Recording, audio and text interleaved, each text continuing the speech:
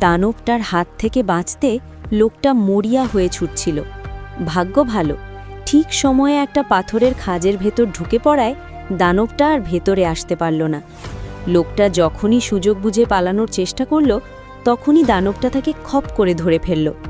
যখন মনে হচ্ছিল লোকটার প্রাণটা বুঝি আজ গেলই, ঠিক তখনই দেবদূতের মতো তার সঙ্গীরা এসে কুঠার দিয়ে দানবটার হাতে সজোরে এক কোপ বসালো।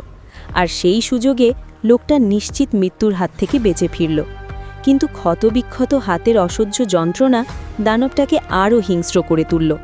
পরিস্থিতি বেগতিক দেখে লোকটা একটা ইট তুলে সর্বশক্তি দিয়ে দানবটার মুখে ছুঁড়ে মারল। কিন্তু দানবটা মরল তো নাই, উল্টো রেগে গেল। প্রাণের ভয়ে সবাই তখন দৌড়াতে শুরু করল, আর দানবটাও তাদের পিছু ছাড়ল না। ঠিক সেই মুহূর্তে আচমকা একটা বিশাল সাপ গায়ের উপর পড়ায় দানবটার নিচে চাপা পড়ে গেল।